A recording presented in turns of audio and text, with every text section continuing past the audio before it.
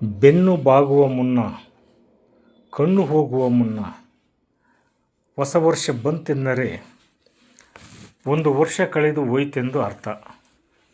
ಕುಟುಂಬ, ಸಮಾಜ, ಜಗತ್ತಿನಿಂದ ಒಂದು ಹೆಜ್ಜೆ ದೂರ ಹೋಗುತ್ತಿದ್ದೇವೆ ಎಂದರ್ಥ. ಯಮನೆಡೆಗೆ ಒಂದು ಹೆಜ್ಜೆ ಸಮೀಪಿಸುತ್ತಿದ್ದೇವೆ ಎಂದು ಅರ್ಥ. ಪ್ರತಿದಿನ ಪತ್ರಿಕೆಗಳಲ್ಲಿ ಓದುತ್ತೇವೆ. ಶ್ರದ್ಧಾಂಜಲಿ, ಕಂಬನಿ ಸುದ್ದಿಗಳನ್ನು ಓದುತ್ತಲೇ ಇರುತ್ತೇವೆ. ಹಾಗೆ ಈ ದೇಹ ಎನ್ನುವುದು ಪಂಚಭೂತಗಳಿಂದ ಆಗಿರ್ತಕ್ಕಂಥದ್ದು. ಬಿದ್ದು ಹೋಗುವ ದೇಹ. ಯಾಕಷ್ಟೊಂದು ವ್ಯಾಮೋಹ ಪಡ್ತೀರಿ? ಬಿದ್ದು ಹೋಗುವ ದೇಹ. ಹಿಗ್ಗಬೇಡ, ಕುಗ್ಗಬೇಡ, ಈ ದೇಹವೆಂದು ನಂಬಬೇಡ. ಬಿದ್ದು ಹೋಗ ಶರೀರವನ್ನು ನೋಡಿ ನೀ ಸವಿಯಬೇಡ.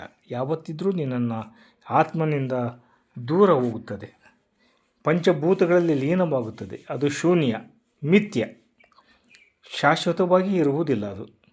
ಆದ್ದರಿಂದ ಈ ಬಿದ್ದು ಹೋಗ ಶರೀರವನ್ನು ನೋಡಿ ನೀ ಸವಿಯಬೇಡ, ಮೆರೆಯಬೇಡ, ಸಂತೋಷ ಪಡಬೇಡ. ಅಲ್ಲವೇ? ಸೌಂದರ್ಯದ ಸಿರಿಯಲ್ಲಿ ಕೊಚ್ಚಿ ನೀ ಹೋಗಬೇಡ. ಸೌಂದರ್ಯದ ಸಿರಿಯಲ್ಲಿ ನೀ ಕೊಚ್ಚಿ ಹೋಗಬೇಡ. ಮಣ್ಣಿನಲ್ಲಿ ಮಾಯವಾಗ ಚರ್ಮಕ್ಕೆಂದು ಕೊರಗಬೇಡ. ಮಣ್ಣಿನಲ್ಲಿ ಮಾಯವಾಗ ಈ ಚರ್ಮಕ್ಕೆಂದು ಕೊರಗಬೇಡ. ಆಹಾ, ನನಗೆಂಥ ಸೌಂದರ್ಯ ಇದೆ, ನನಗೆ ಎಲ್ಲ ದೇಹವೇ ಭಾಳ ಸುಂದರವಾಗಿದೆ ಎಂದು ಮೆರೆಯಬೇಡ. ಮಣ್ಣಿನಲ್ಲಿ ಮಣ್ಣಾಗಿ ಹೋಗುವ ಈ ದೇಹಕ್ಕೆ, ಈ ಚರ್ಮಕ್ಕೆ ಯಾಕೆ ನೀನು ಅಷ್ಟೊಂದು ಹೆಮ್ಮೆ ಪಡ್ತೀಯ, ಕೊರಗ್ತೀಯ?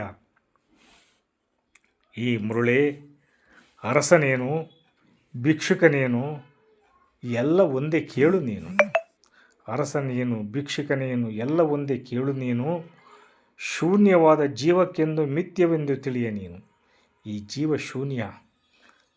ಯಾವತ್ತಿದ್ರೂ ಇದು ಮಾಯವಾಗೋ ದೇಹ. ನಿನಗೇನು 60 ವರ್ಷ 70 ವರ್ಷ ಬದುಕ್ತೀಯ? ಇದು ಮಿಥ್ಯ.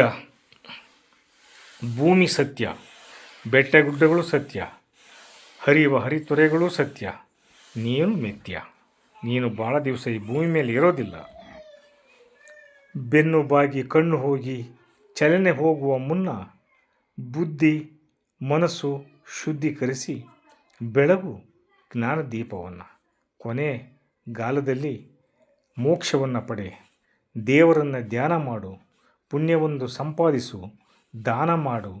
ಆ ನಿನ್ನ ಮನಸ್ಸು ಎಲ್ಲವನ್ನ, ಬುದ್ಧಿ ಎಲ್ಲವನ್ನು ಶುದ್ಧೀಕರಿಸಿ ಫಿಲ್ಟರ್ ಮಾಡಿ ಬೆಳಗು ಜ್ಞಾನ ದೀಪವನ್ನು.